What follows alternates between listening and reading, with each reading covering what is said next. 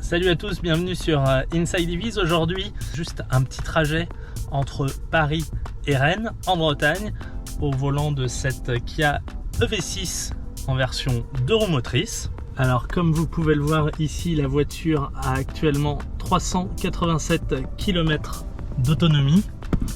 387 km d'autonomie alors que mon trajet est de 381 km. Alors le système embarqué de Kia de navigation ne me propose pas de faire d'arrêt sur le trajet, donc on va bien voir ce qu'il en est, si effectivement à un moment il faudra quand même s'arrêter à une borne de recharge. Il y a plusieurs Ionity tout au long de la route, donc de toute façon il n'y aura pas de problème, mais c'est juste par curiosité pour voir un petit peu comment le système va s'adapter au fur et à mesure de ma conduite.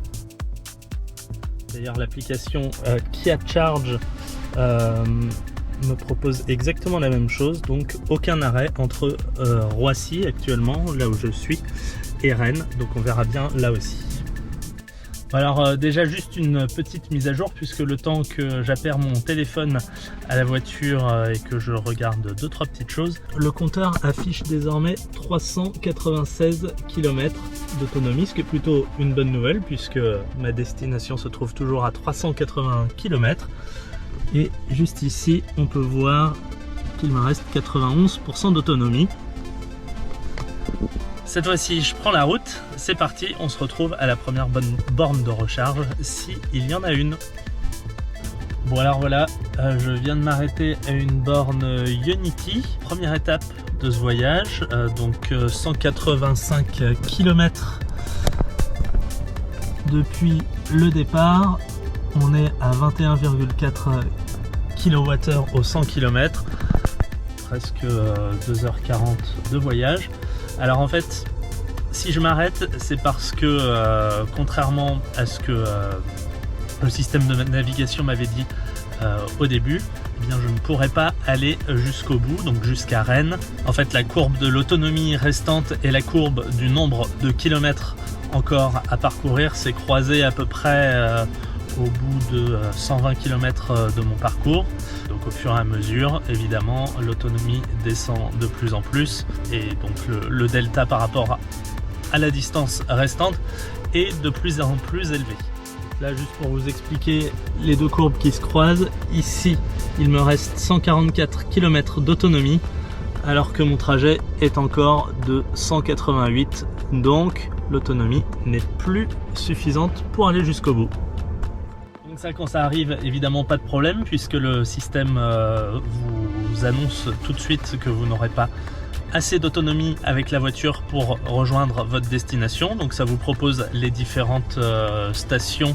Donc ça c'est plutôt pas mal fait dans le système Kia. Soit les stations qui sont sur votre trajet, soit les stations les plus proches de là où vous vous trouvez, soit les stations les plus proches de votre destination. Donc c'est à vous de choisir. Donc ça c'est plutôt pas mal fait. Donc j'ai choisi la première station Ionity, sachant que ça ne me proposait pas les suivantes, mais il y en a d'autres sur mon trajet, donc je ne sais pas pourquoi, elles ne sont peut-être pas encore répertoriées. Le temps de casser la croûte, je pense que je devrais récupérer suffisamment pour pouvoir terminer mon trajet et aller jusqu'au bout.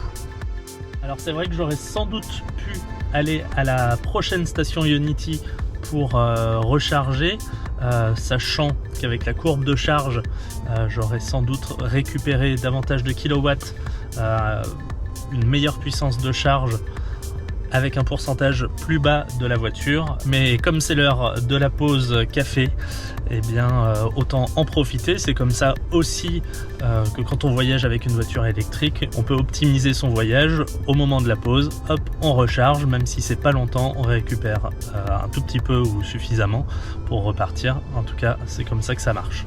Vous voyez, il fait pas très chaud non plus, hein. Ça joue aussi énormément sur l'autonomie de la voiture, et c'est vrai que quand on est parti, quand j'ai débuté le trajet, il faisait un peu plus de 10 degrés, 11 degrés, et là on est à 4 degrés, donc forcément ça explique aussi l'autonomie qui descend un petit peu plus que prévu. Bon voilà, c'est aussi l'occasion pour moi de vous montrer très rapidement comment on fait une charge sur une borne Ionity. Peut-être qu'il y aura des soucis, mais normalement il n'y a rien de plus simple. Ça commence dans cette Kia EV6 par le bouton qui permet de déverrouiller la trappe qui se trouve derrière, juste ici. Voilà, la trappe est ouverte. Pressez pour démarrer. Connecter. Donc là, il s'agit de connecter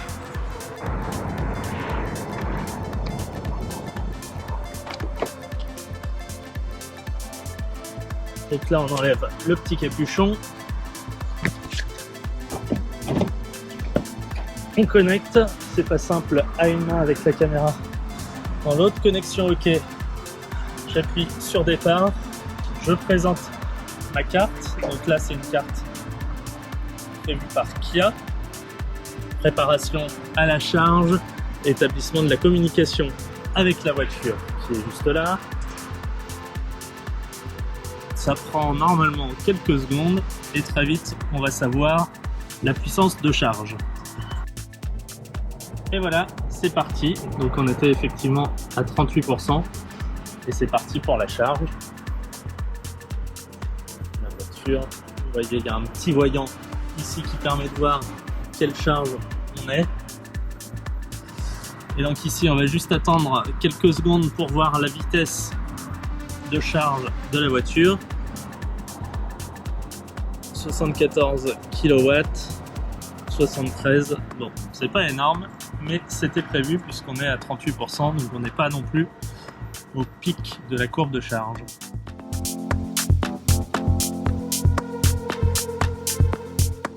Petite mise à jour sur la recharge, vous voyez on est à plus de 100 kW, c'est juste le temps pour moi d'aller acheter un sandwich et de faire la petite pause technique. Et effectivement on a pris pas mal en puissance de charge et c'est tant mieux.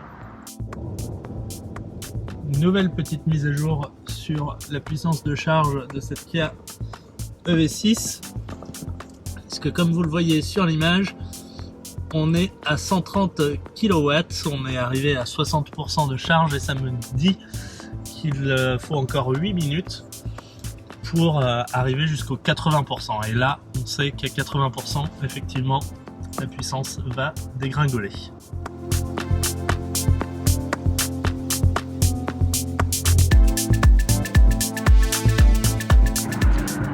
Bon voilà, après 28 minutes de pause, on a récupéré 43 kWh et même à 90% de charge de batterie, on est toujours à 43 kW de puissance de charge.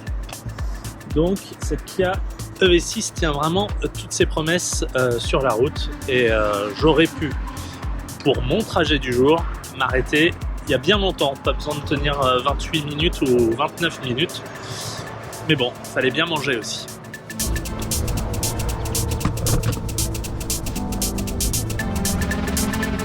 Bon donc voilà, c'est le moment de reprendre le périple, entre guillemets, c'est pas non plus une aventure de fou, mais voilà, on a récupéré suffisamment de batterie, donc là on a 383 km d'autonomie pour terminer nos 188 km de trajet.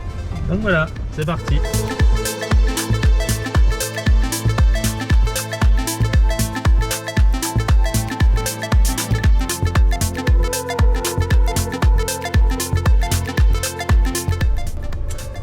Et voilà, ça y est, bien arrivé à Rennes, la voiture est garée. Et donc effectivement, l'autonomie est encore descendue un petit peu, puisqu'il reste 117 km d'autonomie, comme vous pouvez le voir ici.